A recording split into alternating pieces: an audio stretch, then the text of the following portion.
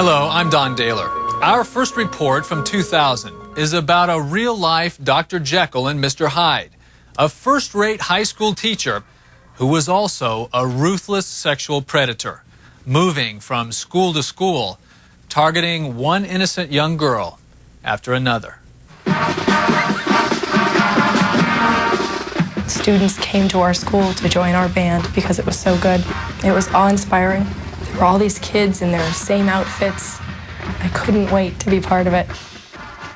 The marching band at Palmetto High School in Miami, so good, so prestigious, it won all kinds of praise and awards, thanks in large part to this man, band leader George Creer. Here we go. Festival. Stand. He just had something about him that would just grab you when he played. Kim Thorpe was one of Creer's students. He was just the greatest teacher, the greatest role model, the greatest person at that school. At least that's what these students thought. But that was before they came face to face with another side of George Creer, the man who preyed on young girls. He would put his arm around me and pull me down. It would all begin in the classroom, where George Creer had a sinister way of targeting his victims. I mean, most people get mad with me because of my perfectionism. And my ear is probably better than most people in here. And First, they say, he would single out one girl and then hold her up for ridicule in front of all the other students. He would wait until you did something small. That was something he could pick on, something he could make big. Julie Schroll was 16 when she says he singled her out. Everybody would be sitting there, and he would totally humiliate you to the point where some people were in tears. That's the way you play in concert band. That's what I've been trying to get you to do. And then afterwards, and this is where he was good, he would wait until you were by yourself, and he would put his arm around you, and he would say, I was just doing that today to teach you a lesson, because really I'm your friend, and I'm only doing this because I care about you. It's a fairly classic pattern. Charles Shakeshaft, a professor at Hofstra University in New York, has done extensive studies on teachers who molest their students. You give the child a lot of praise and attention. You put something into that child's life that's very valuable. And then after a time, you add other conditions. And the other conditions are sexual conditions. He asked me on several occasions if I had ever thought about doing sexual things with an older man. He would ask me how far I have gone with boyfriends. Kim says she was completely sexually naive in high school, but that all that changed just a few days after she turned 18. That's when she says Creer picked her up and told her he was taking her to play tennis. Instead, she says, he pulled into a motel saying he wanted to go in to relax and talk. After a visit to the bathroom, she says, she came out and realized immediately that he had something very different in mind. And I see his clothes neatly folded on the table, and he's under the covers. And at that point, I just wanted to run. But I had nowhere to run to. I was 45 minutes away from home. Had no idea where I was. Had no idea where I would go. Then he picks me up and places me on top of him. And I'm laying on top of this guy, looking at his face, thinking I'm laying on top of my teacher, and I could feel his genitals between my legs. By and large, the children don't feel that they can tell anyone about this. They feel they've done something wrong. They feel this is a teacher. They think they're going to get into trouble. And most of the time, we're not open to hearing them anyway. And tragically, that's exactly what happened at Palmetto High in Miami. Gigi Guerrero-Leca was one of the band leader's students. She was 16. As far as Gigi was concerned, I think she actually really loved him. They would eat lunch together. They would walk to class. He would put his arm around her. He would meet her at her locker. But then something went horribly wrong. Gigi, an honor student and a gifted flute player, committed suicide here in her Miami home, shooting herself in the chest. Moments before her death, she had made one final phone call. It was to her teacher, George Creer. And yet, in an interview with a local reporter, Creer sounded as if he barely knew Gigi. I did not contribute to that.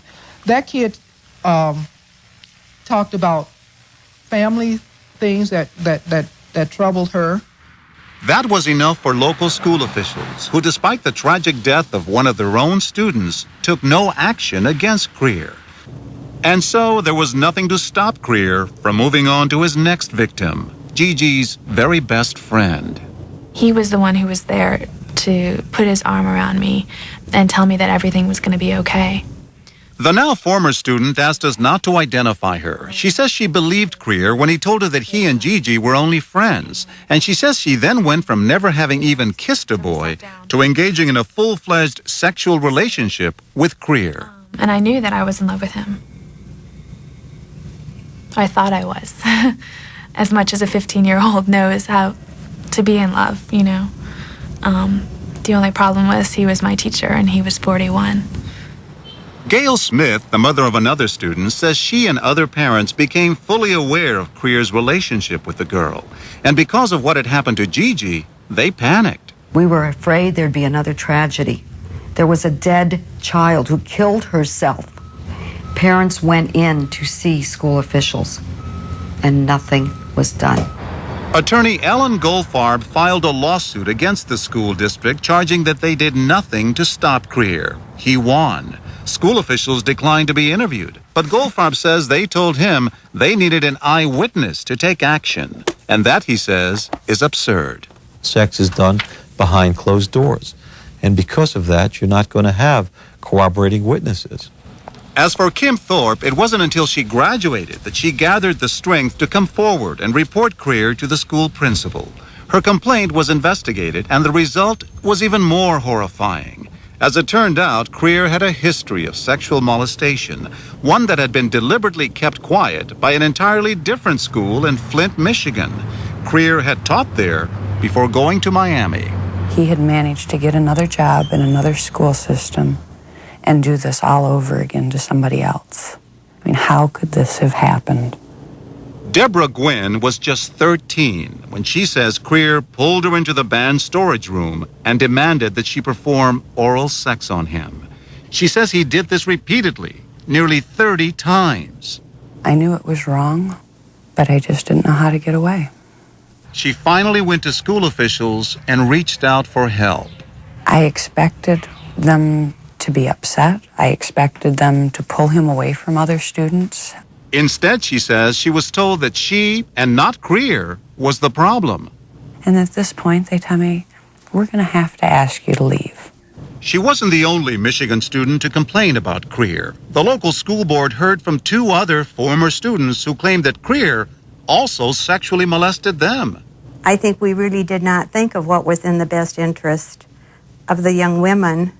Helene Strike was on the school board at the time. Instead of taking action against Creer, she says, the board did the opposite. They negotiated a quiet deal with him, agreeing that if he left, they would bury the charges against him and not say anything unless specifically asked. We were told that Mr. Creer could in turn sue us for defamation of character, which would be a very expensive and a long process for the board, and that maybe the best thing to do was to let him resign, which he was willing to do. This teacher went on to molest another girl, the girl who committed suicide. You could have prevented that.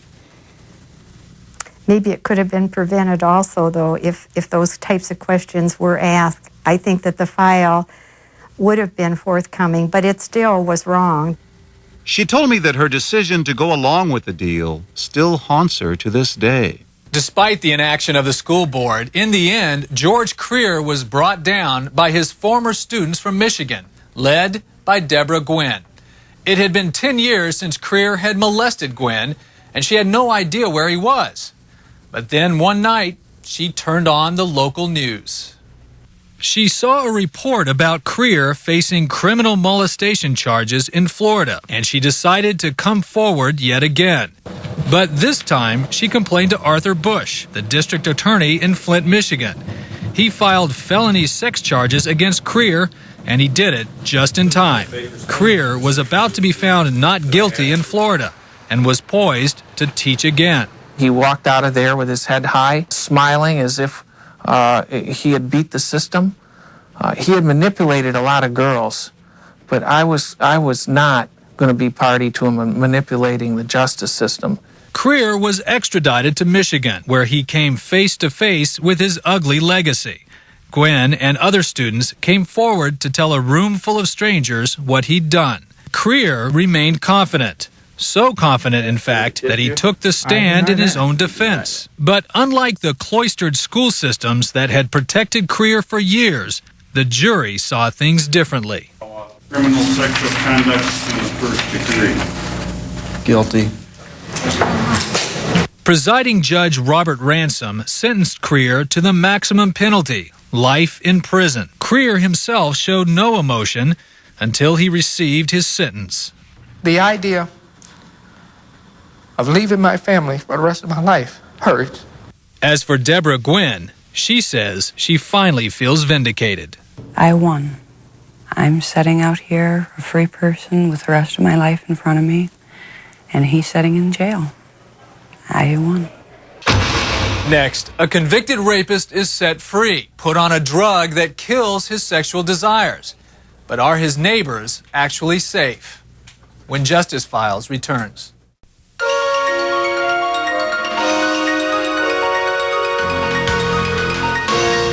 Does a man who rapes women and children deserve any sympathy? What if he couldn't help himself? And what if there was a miracle cure, a drug that would keep him from ever raping again?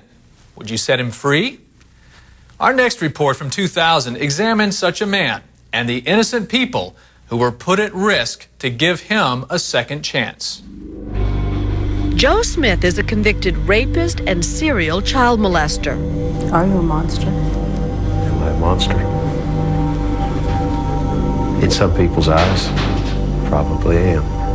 Some people want to kill him, and others, like his doctor, Fred Berlin, want to cure him.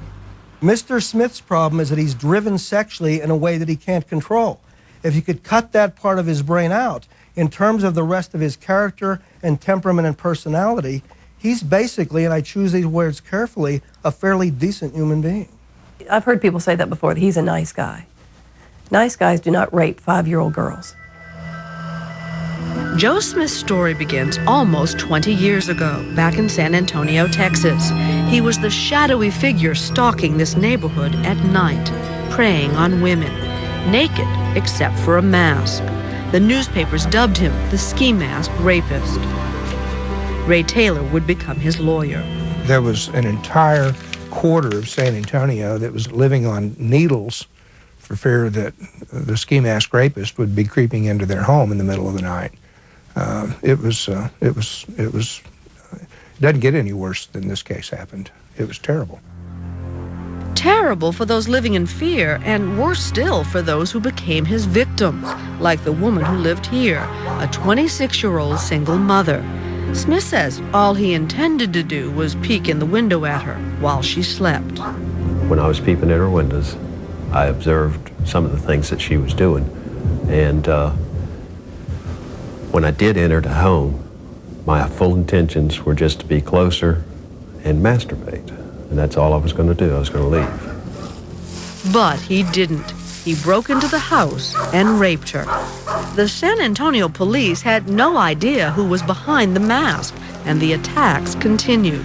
Smith's lawyer now says Smith had as many as 200 victims, though Smith will admit to only this one. What is clear is that Smith was getting bolder, bold enough to return to the house at 931 Sumner Lane. The Allred family lived in the house next door. Well, I figured this guy was crazy enough to come back the second time. He'd come back again. I was going to get him. By this time, Allred's neighbor was so traumatized that she had moved out, and the Allred family set a trap in their neighbor's empty house, first installing microphones. For a month, they waited, until one morning at 2:30, their microphones picked up something. So we grabbed our pants and our pistols, and my son-in-law went out the front door, and he jumped the chain-link fence. My son and I went to the front. And we all three went over the fence, tackling this guy, me and my brother-in-law, and we ended up on the ground back there scuffling. He wasn't wearing anything but a ski mask and socks. That's all. The Allred family became local heroes, and Smith became a pariah. I had San Antonio's most unpopular defendant in decades, and I needed to figure out some way to minimize the impact on him. An unpopular defendant whose only chance was an unprecedented and risky defense. Taylor decided that Smith should admit he committed the rape, but argue that he could not control his actions. I thought there was something biochemically wrong with Joe. And when he told me that he was just absolutely dominated by his desire for sexual stimulation, I went out to the medical school and started doing some research on abnormal sexual drives. And I literally stumbled across the writings of Dr. Fred Berlin. Dr. Berlin founded the Sexual Disorders Clinic at Johns Hopkins in Baltimore. He has spent his career treating and trying to understand sex offenders like Joe Smith. He feels Smith is a prisoner of his obsessions. Not only is what he's doing wrong, but it's totally irrational. And what rational person would be preoccupied with thoughts of recurrently going out at night, leaving a consenting relationship, wanting to enter homes, wanting to stand over somebody's bed or rubbing up against them? I think even the layman, if we step back from it and look at it, would say there's something terribly disturbed about a person who has this as a central preoccupation in his life. Joe Smith says it's not that he doesn't want to control himself, it's that he is unable to do so. He says he has been completely dominated by his sexual desires. I mean, I know in my mind how much I fought with it and didn't want to do what I was doing. You didn't want to, but you did. Why did you? I wish I could answer that. Where did the obsessions come from? Part of the answer, according to Dr. Berlin, is that Joe Smith is suffering from a chemical imbalance. Smith's testosterone level is significantly higher than the average man's. But this alone, says Dr. Berlin, does not account for his behavior. Dr. Berlin believes that childhood trauma also played a role. A psychologist who had evaluated you said at one point in court that as a child you were exposed to more sexual stimulation than you could handle. Yes, ma'am. I experienced seeing my sisters having sex. I had experienced seeing my mother having sex, which angered me. Made you mad? Made me mad. Were you molested?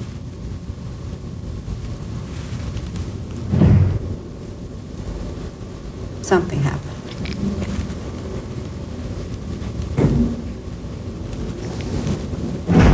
Stop this. These are very painful memories. Dr. Berlin believes that this trauma, combined with Smith's particularly high level of testosterone, flipped some basic biological switch in Smith's brain. So, about 20 years ago, at approximately the same time Joe Smith was posing as a ski mask rapist, Dr. Berlin and others were developing a treatment for sex addicts like him. It's called chemical castration, and at the time, it looked like it worked. A drug called depriving, a female contraceptive that reduces the male testosterone level to the point where most men would be incapable of or uninterested in engaging in intercourse. Ray Taylor turned Dr. Berlin's theory into an unprecedented legal defense. Texas jurors are notoriously difficult, and we introduced some scientific testimony. We explained how the drug worked. We explained that Joe himself was not a bad person, but his blood chemistry was absolutely a mess, and that this would cure the problem. Gene Allred, who had captured Smith, didn't buy it. Mr. Smith wasn't sick in any way that anybody could help him. He did this because he wanted to do this. But surprisingly, the Texas jury, which had the power to decide Joe Smith's sentence, did buy the defense. Even though Smith had admitted to rape, the jury said he shouldn't go to prison. Instead, they gave him a 10-year suspended sentence on the condition that he was treated with depriving. I was numb. The jury turned this guy loose. I was just devastated, like everybody else was. It wasn't right. We could have shot him right there in the alley. That would have been the best for Mr. Smith and for the other victims. The shocking conclusion of Joe Smith's treatment when Justice Files returns.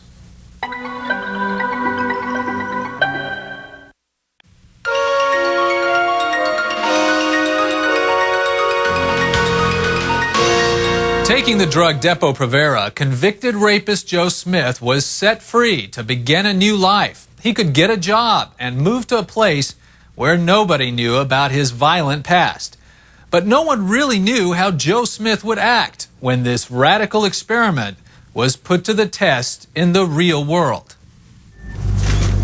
Joe Smith became the poster boy for a whole new way of looking at sex offenders. Depo-Provera can actually help control... In 1984, 60 Minutes profiled him and the radical and successful treatment this rapist was receiving, not as a criminal, but as a patient. I'm not the monster they think I am. I'm a person with a problem. Joe Smith moved to Baltimore and became Fred Berlin's patient. It seemed that this man whose every waking moment had been dominated by perverse desires was now able to function normally. It was, he says, an immense relief.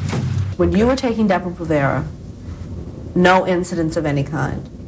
Right, nothing. Nothing? Nothing. So you're here to tell me that Depo-Provera works? Yes, definitely. Worked for you? Definitely. But you have to take it for it to work? Right. And that's where Joe Smith's story begins to unravel. While being treated by Dr. Berlin at Johns Hopkins, he met and fell in love with a nurse who had been one of those giving him the Depo-Provera injections. And you married her? Yes, ma'am. Though Dr. Berlin says he had reservations about Smith's marriage, Smith left with his wife for Virginia, 200 miles away in this quiet neighborhood in Richmond. Though he was still on probation in San Antonio, no one in Richmond, not even the police, knew he was a sex offender. As far as neighbors were concerned, Joe Smith was a truck driver and his wife a nurse. Polly Franks lived down the street. There's good people in this neighborhood. We didn't know that there'd been a monster put right in our neighborhood and lived among us for years. Initially, Smith drove twice a week to Dr. Berlin's clinic in Baltimore for treatment. But then Smith and his wife decided they wanted to have children. Almost impossible while Smith was taking the drug. After 3 years of treating Joe Smith, Dr. Berlin decided it would be safe to taper him off the Depo-Provera and let his sex drive return. Do you think in a way you tricked Dr. Berlin? I mean, did you fool him? Did you fool yourself? I might have been fooling myself. Because if you take Depo long enough, it does stop the compulsion. You feel cured? You feel cured. It's just like an alcoholic that says he can stand by a beer and not take a drink, but once he takes that one drink, he's fallen off the wagon. In 1989, soon after Smith stopped taking the Depo-Provera, the police began getting calls about a man prowling through Joe Smith's Richmond neighborhood, wearing nothing but a bandana, peeping in windows, then entering the houses. The ski mask rapist was now the bandana bandit. Neighbors reported sighting a naked man on a bicycle, wearing a bandana, pedaling down the streets at night. But his victims were anything but a joke. The most vulnerable of all, children. I'd have rather had age-appropriate women to look on. And I don't know whether I should say this or not, but an older person wakes up easier. And that's not my intention to wake anybody up You want to go in? and leave. If nobody's ever woke up, nobody knows, and that's fine. Police say that for the 10 years after he stopped taking the Depo-Provera, Joe Smith broke into at least 70 houses and abused dozens of children, often crawling into bed and violating them. Finally, one night his wife walked into their living room and found him standing over 3 sleeping children, one of whom was his own daughter. Another was Polly Frank's 7-year-old daughter, who was spending the night. He was naked and masturbating over all 3 of the children, one of whom was his very own. I have never touched my children. They were sleeping on the floor. I was watching TV and masturbating. They were out, not in the picture at all. You don't see anything wrong with that? Oh yeah, but I mean, they were asleep and I was watching the TV, mainly. Watching pornographic stuff on the TV. That's the only TV in the house. Mr. Smith, you say that as if that's completely understandable. Well, maybe it's not, but I did not touch my children. It's as sick as it gets. Yes, I think he's very ill. I mean, you would assume that having the presence of your own child would prohibit you from doing that. And it didn't. Amazingly, even after this incident, his wife didn't tell the police about his prior sex conviction. Jan Stem was a detective on the case. Had she mentioned that in the state of Texas, he was convicted of raping a woman and his means of operation were pretty much the same as our bandana bandit, hopefully we would have put two and two together and had him as a suspect a lot earlier than we did. Instead, it was treated as a domestic dispute. His wife asked for a divorce, and Smith was put on probation.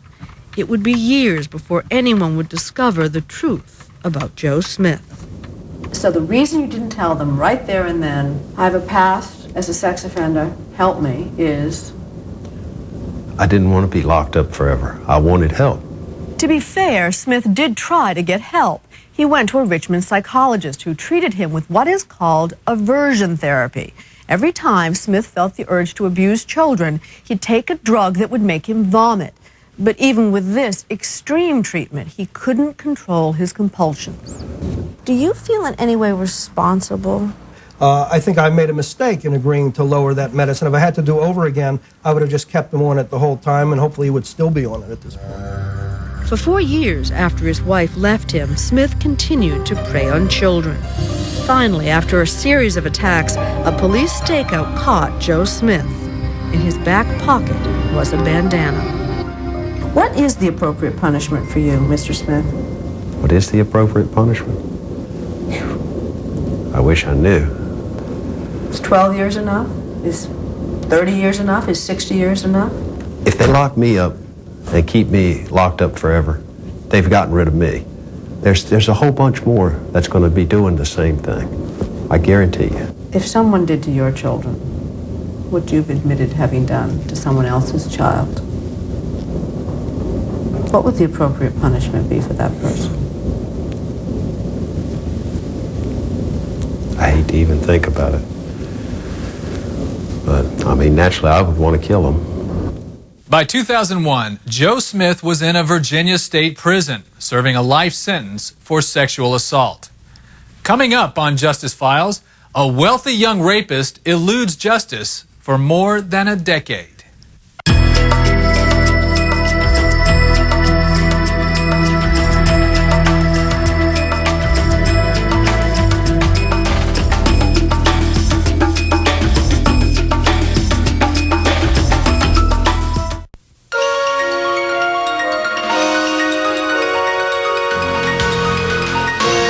Our next report from 1997 examines the case of Alex Kelly, the notorious rapist and longtime fugitive. Kelly was raised in affluent Darien, Connecticut. What was it about that town and about Alex Kelly himself that made it so difficult for his victims to come forward and accuse him of rape?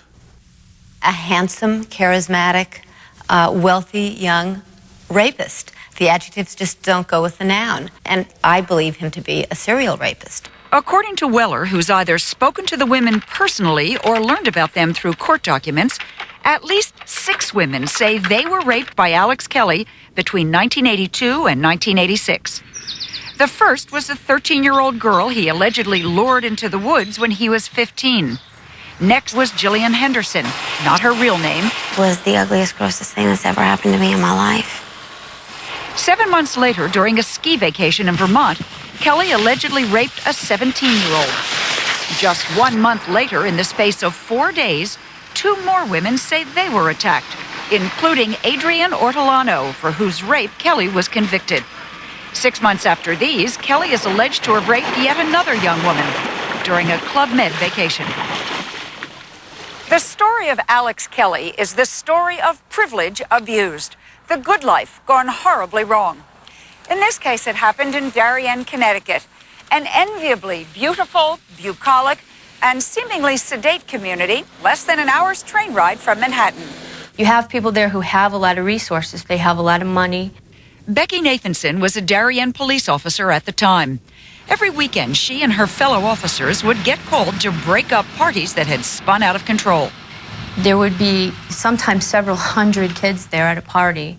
You would walk in and they would start coming out of the doors and windows to get away because the police were there now. Sometimes you'd go in and the carpets and the floors literally would be soaked with beer. What was the attitude of many of the parents towards the police? I had a parent literally in front of their child say to me, "Don't you have better things to do? Why are you bothering me?" Becky says there was hardly a party she busted where she didn't find Alex Kelly.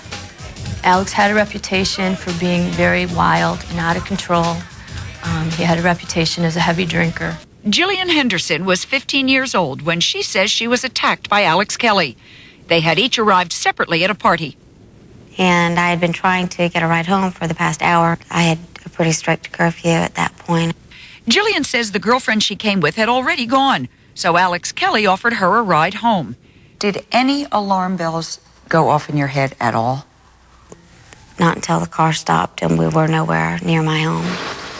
And that's when he started, to kind of grab at my legs. That's when the bells went off. I started to get scared, and I told him that I just really needed to get home, and he started to get angry. He told me to shut up, and I just shut up. It wasn't like I screamed no, I just froze. What happened next? I started crying, and that was making him angrier. And then he had told me to shut that F up and to get in the back of the car. And I just did. It was there, Jillian says, that Alex Kelly assaulted her. I've never seen anyone that angry. There was just violence to it. It's like this person hated me, and I had no idea how somebody I knew could be such a monster without me knowing it. How did you feel while it was going on? Pathetic. Small. Ridiculous. After it was all over, did he say anything to you before he drove off? Told me to keep my effing mouth shut.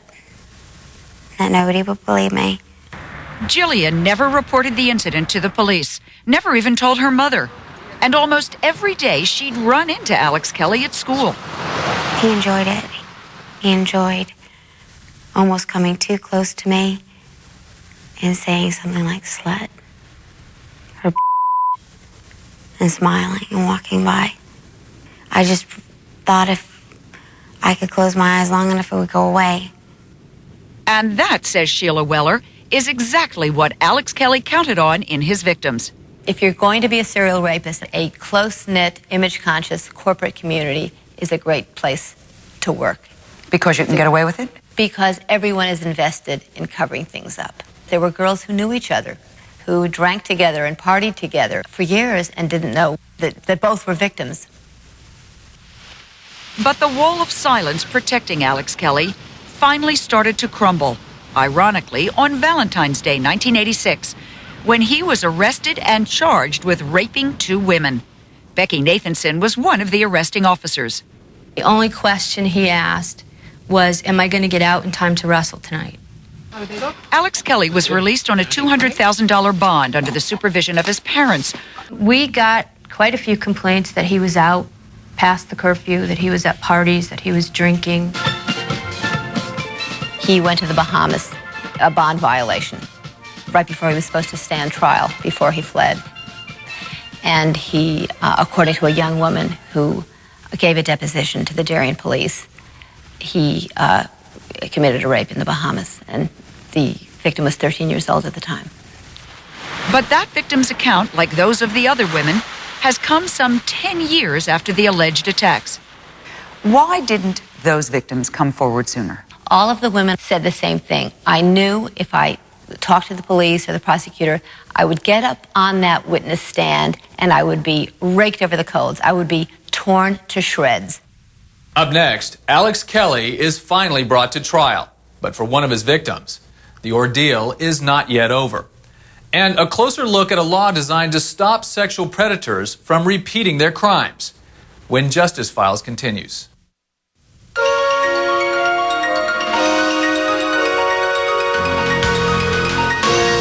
You just heard how Alex Kelly allegedly raped as many as 6 young women. You might assume his conviction would have come easily. But Alex Kelly proved to be very difficult to prosecute. With the financial support of his parents, Kelly jumped bail and fled the United States 3 days before he was supposed to be tried for rape in February 1987. He then eluded an international manhunt by the FBI and Interpol for more than 8 years, traveling freely, showing up at European ski resorts and summer spas. He later said he ran because he was young and scared, not because he was guilty. But in his absence, more women were coming forward, saying that Kelly had raped them. And when the police threatened to arrest his parents for assisting him, Kelly finally surrendered to authorities in Switzerland on January 19, 1995. He returned to the States to face one very determined woman who had no doubts about his guilt, Adrienne Ortolano, whom Kelly had choked and raped in his car when she was 16 years old and a virgin. As I got older, I got stronger, I got smarter, I got more confident. I don't know what it would have been like if there was a trial when I was 16. But I know that when I was 26 or 25 and he came back to the country, that I said, well, I have to do this. But Ortolano was in for a shock. In Kelly's first trial, defense attorney Thomas Puccio hammered at her, called her a liar, and succeeded in exploiting a small discrepancy in her testimony. The trial ended with a hung jury and a controversy over Puccio's aggressive victim-blaming legal tactics. If you looked at the people who came in here totally, perfectly coiffed and dressed to kill and sat in the first row for 7 weeks, you might even get the impression that they liked being here, if you thought about it for a minute or two. They were very unvictim victims, if you ask me. A devastated Ortolano told the prosecutor that she'd take the stand again. Tears were just pouring out of my eyes. And I just looked at him and I said, I'll be ready. In the second trial, Ortolano was prepared for Puccio's attacks, and this time there was no hung jury. More than a decade after his first rape, Alex Kelly was finally convicted and sentenced to 16 years in prison. After hearing the verdict, Kelly yelled at the jury, saying he wasn't guilty. But for his victims, it was justice at last. He's a sick, violent, criminal rapist. That is finally where he belongs, where he can't rape anyone else.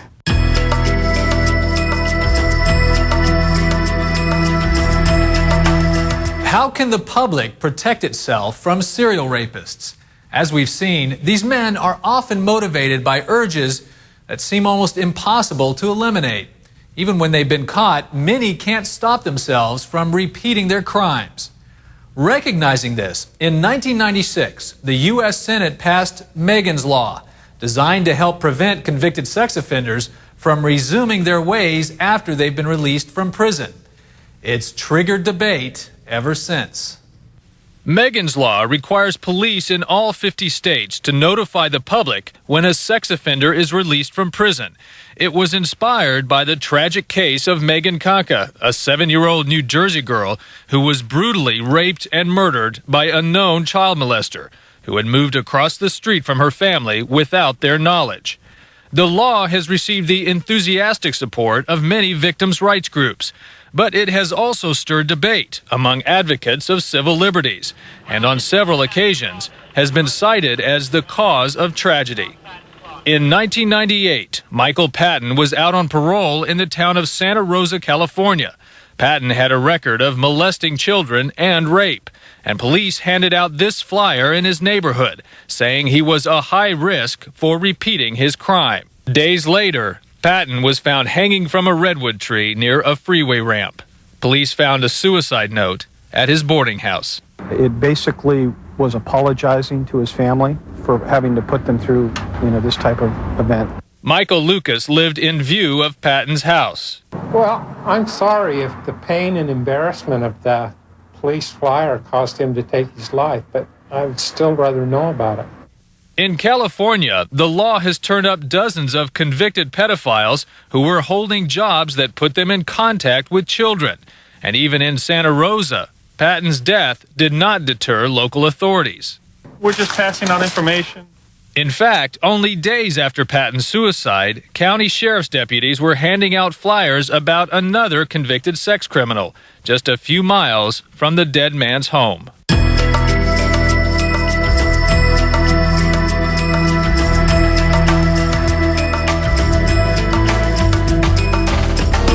As our society becomes ever more sensitive to the issues of sexual violence and victims' rights, why does it remain so difficult to prosecute a rapist? Here's Professor Arthur Miller. Rape is a difficult crime for law enforcement because in a typical case there are no witnesses, just a victim and an accused. And as far as our society has come recently in opening up about it, rape remains a he said, she said situation, which is by definition ambiguous and often difficult to prosecute successfully. As a result, prosecutors in most communities have a very serious problem screening rape cases. And even when they accept a case for prosecution, they know that it is not going to be easy unless they have strong forensic evidence or a witness or an accused with a pattern of violence against women. But the law is dealing with rape much better than it did 20 years ago, largely because society has put a spotlight on the problem. We have done a lot to convince women to come forward and to make them more comfortable on the witness stand. That makes prosecution easier. We also have improved the forensics of rape, particularly in the area of DNA. And we've made it much more difficult for defense lawyers to victimize rape victims. Judges now restrict the range of inquiry much more than in the past. We don't permit humiliation of the victim on the witness stand anymore.